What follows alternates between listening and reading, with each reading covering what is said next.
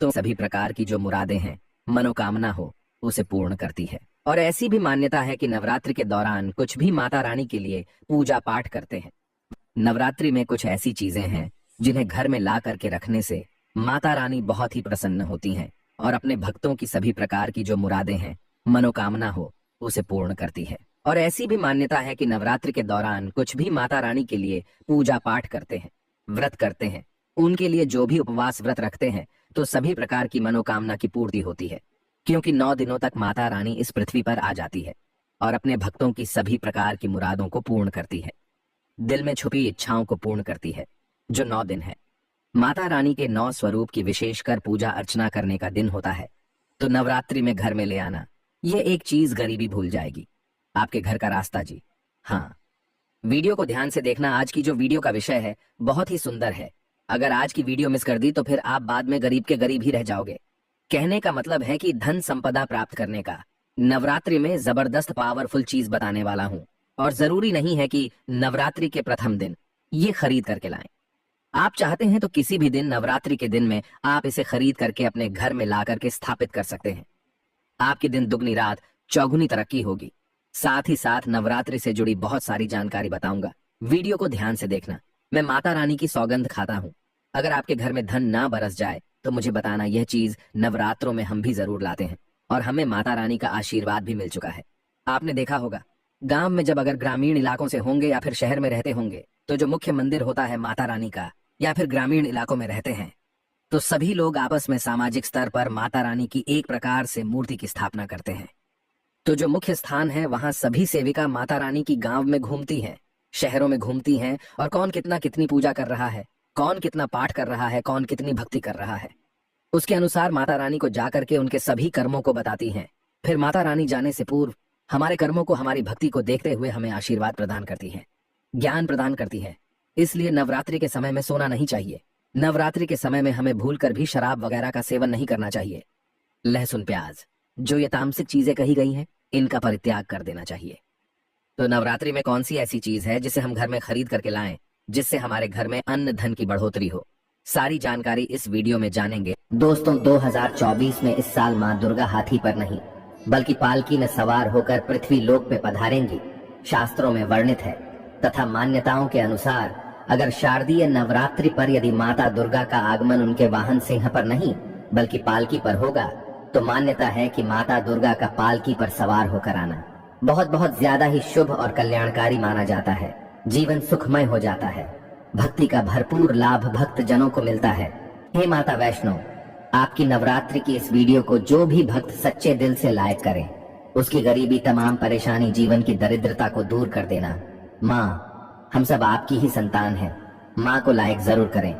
शारदीय नवरात्रि का महापर्व इस बार 2024 में 3 अक्टूबर दिन गुरुवार से शुरू होकर 12 अक्टूबर शनिवार के दिन समाप्त होंगे। जो लोग 10वें दिन व्रत का पारण करते हैं, वह लोग 12 अक्टूबर शनिवार के दिन व्रत का पारण करेंगे, और जो लोग 9वें दिन कन्या पूजन के साथ ही व्रत का पारण करते हैं, तो वो लोग 11 अक्टूबर दिन शुक्रवार को व्रत का पारण करेंगे। तो आइए शुरू करते हैं। दोस्तों, आर्थिक कष्टों से मुक्ति पाने के लिए अब आप में से अधिकतर ऐसे लोग हैं जो कि बोलते हैं, गुरुजी हम धनवान बनने के लिए क्या करें?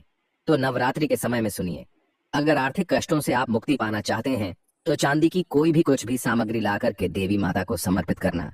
नवरात्रि के समय में चांदी से बनी कोई भी सामग्री ला करके माता रानी को समर्पित करना। और इस चांदी से बनी हुई जो सामग्री आप ला करके समर्पित करेंगे, तो 10वें दिन आपको इसे गंगा जल से स्नान करने के बाद लाल कलर के कपड़े या फिर चांदी की डिब्बी, अगर आपके पास में है तो 5 चावल के साथ में 5 घूमती चक्र, 5 जो आपने कौड़ी रखी है उसमें डाल करके आप इसे रख सकते हैं दोस्तों। या फिर चाहते हो तो चांदी की जो आपने पात्र माता रानी को भेंट की है, वह लाल कलर के कपड़े में बांध करके धन तिजोरी में रखिए, उत्तर दिशा में रखिए। आपके घर में पैसे आने के सभी मार्ग खुल जाएंगे। ऐसा कहते हैं, इस उपाय से दरिद्र व्यक्ति भी धनवान बन सकता है। दोस्तों, आप में से ऐसे लोग हैं जो कि आरोग्य पाना चाहते हैं, तो नवरात्रि के प्रथम दिन से लेकर के अंतिम दिन तक कभी भी गाय का घी ला करके रखें, बिल्कुल ही गाय का घी ला करके रखें और इनकी ज्योत जलाएं। और माता रानी का जो बीज मंत्र कहा गया है, जैसे कि या देवी सर्वभूतेषु शक्ति रूपेण संस्थिता, नमस्तस्यै नमस्तस्यै नमस्तस्यै नमो नमः, इस मंत्र का ध्यान करते हुए माता रानी का बीज मंत्र ओम ऐं ह्लीं क्लीं चामुंडाय विच्चे ये बीज मंत्र का जाप जरूर करना है, तो आपको आरोग्य मिलेगा, आपकी जो बीमारी है वो दूर होगी। दोस्तों, आप में से ऐसे लोग हैं जो कि स्वयं का घर चाहते हैं, यानी उनका घर नहीं है और वह चाहते हैं माता रानी की कृपा से हमारा घर हो जाए। देखिए, इस उपाय से हम कई लोगों को घर प्राप्त करा चुके हैं। तो करना क्या है? मिट्टी का छोटा सा घर खरीद करके लाना है। मिट्टी का छोटा सा आप स्वयं भी घर बना सकते हैं। ये बना करके माता रानी को समर्पित करना है, तो नवरात्रि के बाद स्वयं आपके पास घर होगा। कुछ दिनों बाद आपकी जो मनोकामना है वह मनोकामना की पूर्ति होगी। लेकिन लालच मत रखना, लालच बुरी बला है। बस चुपचाप माता रानी को घर भेंट कर दें और सच्ची भक्ति आराधना में लग जाएं। नौकरी में पदोन्नति चाहते हो तो 3 नारियल ला करके घर में रखिए और नवमी के दिन इसे मंदिर में जाकर के आपको चढ़ा करके आ जाना है, तो स्वयं आप देखना आपकी पदोन्नति हो जाएगी। इन दुगनी रात चौगुनी तरक्की होगी। गल्ला हमेशा नोटों से भरा रहेगा, धन से घर भरा रहेगा। अब चलिए, मैं आप लोगों को अपार धन संपत्ति प्राप्त करने के लिए जबरदस्त गुप्त प्रयोग बता रहा हूँ। तो अपार धन संपत्ति प्राप्त करना चाहते हैं तो इन 9 दिनों में आपको किन्नर से 1 रुपए का सिक्का मांग लेना है। देखिए, बड़ी मुश्किल से किन्नर पैसे देते हैं, क्योंकि उनकी जो दुआ होती है उसमें काफी दम होता है। अगर आपके पास में कोई किन्नर अच्छे संपर्क में है, आपसे अच्छा बनता है, तो नवरात्रि में किन्नर से आपको 1 रुपए का सिक्का लेना है और आपको इसे गंगा जल में धोने के बाद नवरात्रि के समय में ही आपको अपनी तिजोरी या फिर पर्स में रखना है। आजीवन आपके घर में पैसों की कमी नहीं होगी। किन्नर को माँ जगदम्बा का आशीर्वाद प्राप्त है, ब्रह्मा जी का वरदान प्राप्त है। जग जननी जय जय माँ जग जननी जय जय भयहारिणी भवतारिणी भयहारिणी भवतारिणी भवभामिनी जय जय। चांदी बन जाता है। दोस्तों, आप चाहते हैं तो मौली धागा भी इस दिन खरीद करके 9 गांठ लगा दीजिए। 9 गांठ लगाने के बाद इस धागे को 9 मनोकामना बोलते हुए, नव दुर्गा का ध्यान करते हुए, 9 प्रकार की मनोकामना बोलते हुए 9 गांठ लगाना है और नव दुर्गा माता को इसे समर्पित कर देना है, यानी कि भेंट कर देना है। तो 9 प्रकार की आपकी इच्छा की पूर्ति होती है, 9 प्रकार के आपको फल प्राप्त होते हैं। माता बड़ी प्रसन्न होती है, खुश होती है। दोस्तों, आप चाहते हो तो कमल पर विराजमान माता लक्ष्मी की तस्वीर भी ला सकते हैं। इससे धन स्मृति घर में बढ़ती है, सौभाग्य की प्राप्ति होती है। लेकिन एक बात का विशेष ध्यान रखना, इसे आपको उत्तर दिशा में लगाना है। आप चाहते हो तो नवरात्रि के किसी भी दिन में 16 श्रृंगार खरीद करके ला सकते हैं। ऐसा माना जाता है जो भी व्यक्ति अपने जीवन काल में चाहे एक ही बार क्यों ना हो, चाहे जो भी माता बहने जीवन काल में चाहे एक ही बार क्यों ना हो, माता रानी को अगर 16 श्रृंगार चढ़ा दें, तो ऐसे व्यक्ति की जो पारिवारिक जीवन में जो अशांति है, ऐसे व्यक्ति के अगर पारिवारिक जीवन में किसी भी प्रकार की परेशानी है, वह परेशानी समाप्त हो जाती है। दोस्तों, नवरात्रि में आप चांदी के सिक्के लाइए, इसे बहुत ही अच्छा माना जाता है। मोरपंख शस्त्रों में बहुत ही शुभ माना गया है।